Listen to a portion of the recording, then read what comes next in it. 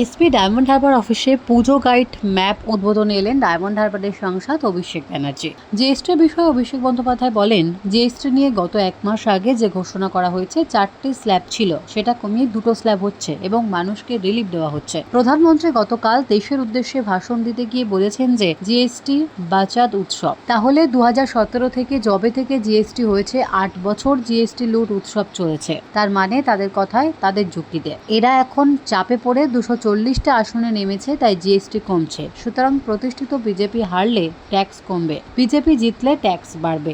এটা তো দিনের আলোর মতো পরিষ্কার। বিজেপি হেরেছে বলে জিএসটি কমেছে। 10 বছরের তো জিএসটি কমেনি।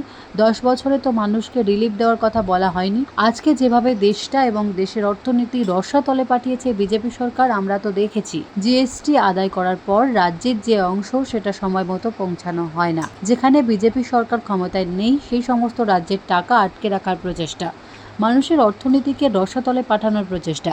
জিএসটি নিয়ে যে কৌশল কেন্দ্রীয় সরকার নিয়েছে, মানুষের উপর ছেড়ে দিন, মানুষ অনেক বুদ্ধিমান। কথায় আছে না, ঠেলায় না পড়লে বিড়াল গাছে ওঠে না।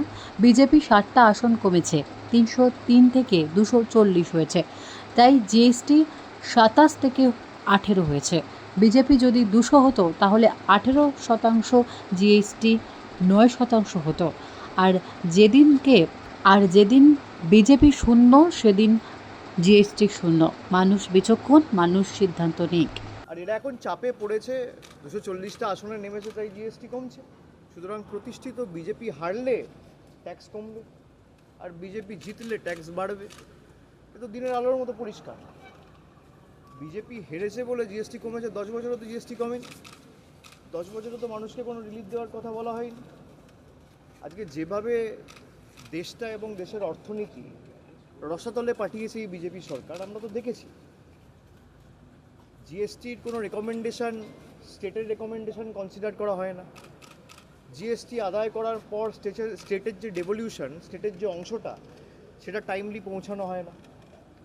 বিরোধী রাজ্যগুলোতে যেখানে বিজেপির সরকার ক্ষমতায় নেই, সেই সমস্ত রাজ্যে টাকা আটকে রাখার একটা প্রচেষ্টা, মানুষের অর্থনীতিকে রসাতলে পাঠানোর একটা প্রচেষ্টা, তো আমরা দেখেছি।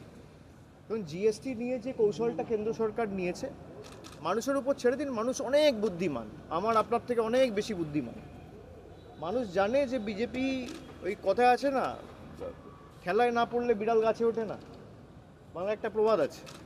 বিজেপি হেরেছে মানে 60টা আসন কমেছে, 303 থেকে 240 হয়েছে, তাই জিএসটি 27 থেকে 18 হয়েছে।